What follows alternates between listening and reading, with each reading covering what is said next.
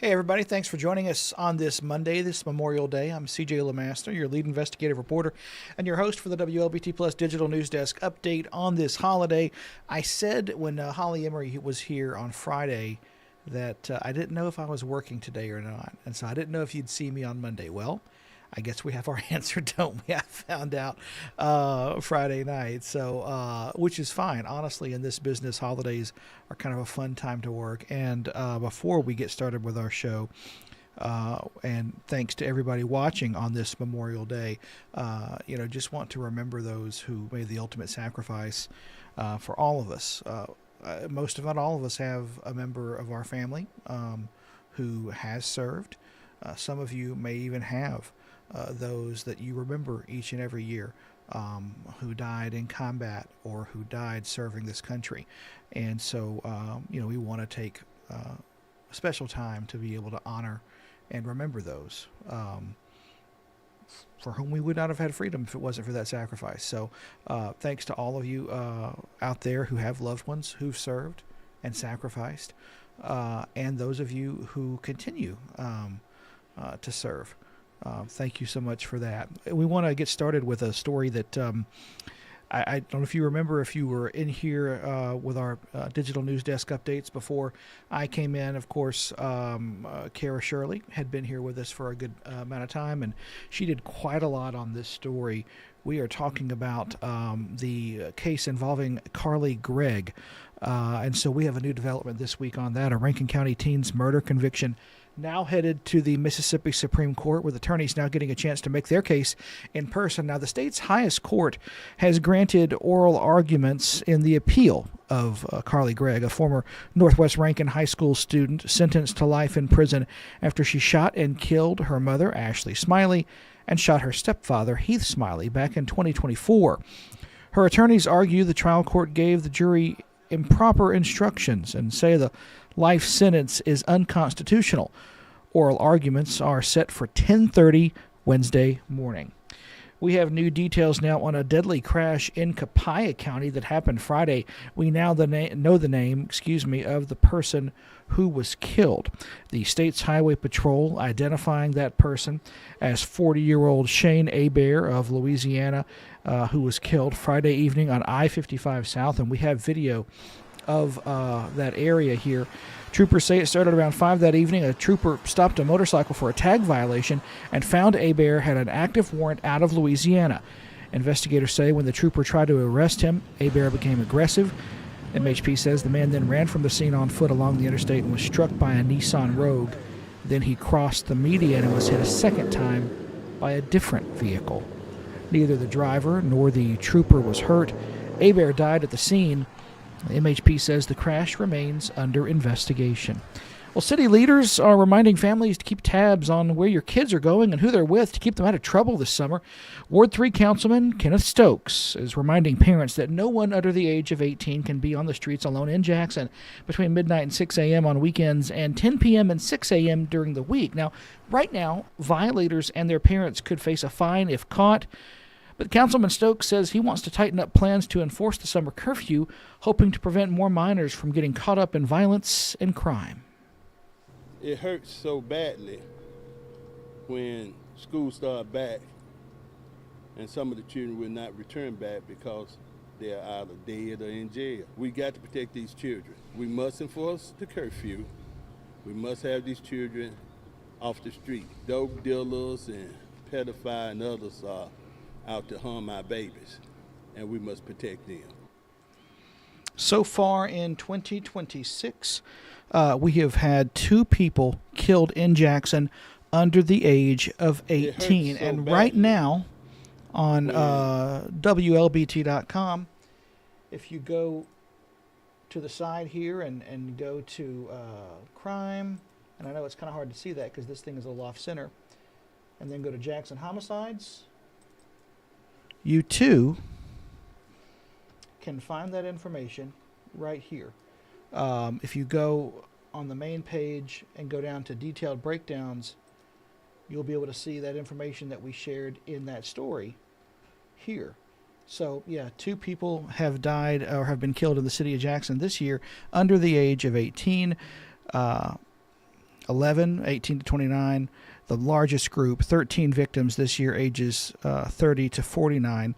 Normally, and I can tell you just from looking at this historically, younger people tend to be our victims more often. The city of Jackson, we've averaged the average age of a homicide victim is normally between the ages of 29 and 30, 32.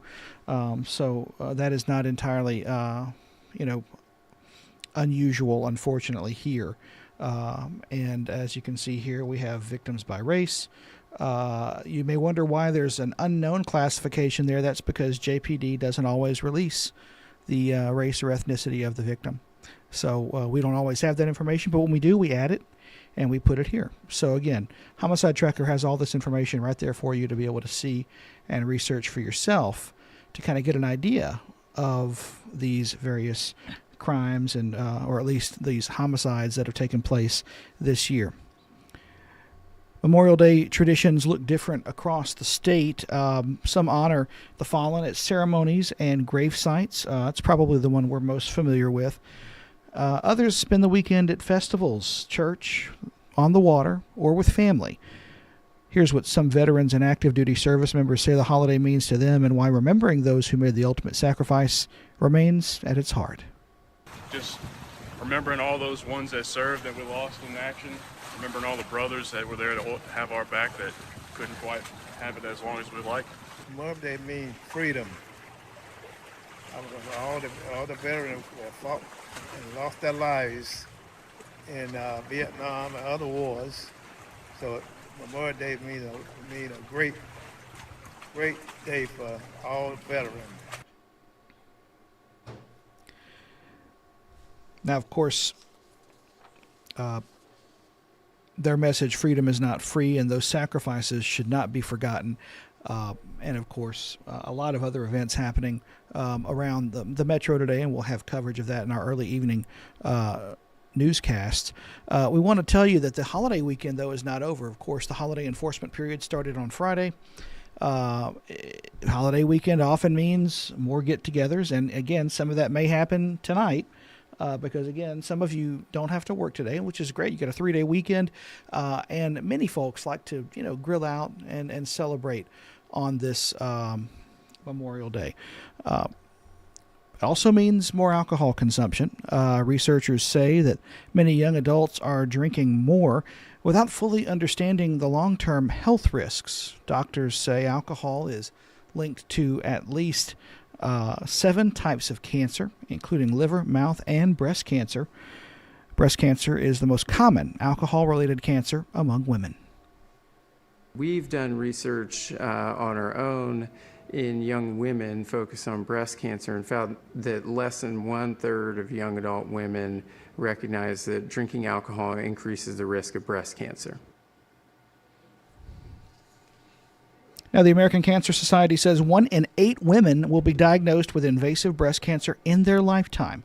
Doctors say the risk of cancer is influenced by many factors, including genetics, environmental exposure, lifestyle choices, and again, of course, alcohol usage. We have a couple of people that have talked, have wanted to respond. You know what? We got some folks watching us on this holiday, so and I appreciate that because you could be out doing something else, and then you're making time for us. So thank you for that. Britt saying Happy Monday, everyone. Ruby Harris saying that the curfew is needed because of this need to stop this gun violence. And Leslie Burrow McLemore saying we need more mentors. Agreed on that. We have a new system now where we're streaming on Facebook, so I can't put those comments up like we used to where you could read them on the screen. So I just read them as needed. And Sheikah Hampton sending I wish you could see how many emojis she just sent here in the chat, commenting while watching the show. We appreciate that, Sheikah. Hope you're doing wonderful on this Memorial Day and that we all have a good shortened work week this week. Kiki Reed watching from Spring, Texas, probably the person watching from farthest away. So congrats on that. We appreciate you taking time for us. And that's all the time we have for today. That's all the news we have. So again, for everyone here at Wlbt, I'm CJ LeMaster, your lead investigative reporter and your host each day. If you want to check back with us around 2:30. Our first alert weather team is going to be in here to kind of give you an idea of what the week's going to look like. That's very useful in terms of, we already had some rain this morning. We've had some rain throughout the day. Is that going to continue? Are we going to see storms? They can help answer all of those questions for you and let you know how the rest of this week is going to shape up. And then our early evening newscasts begin at 4 p.m. on air and online, so you can watch us on our OTT platform or, of course, watch us on air as well.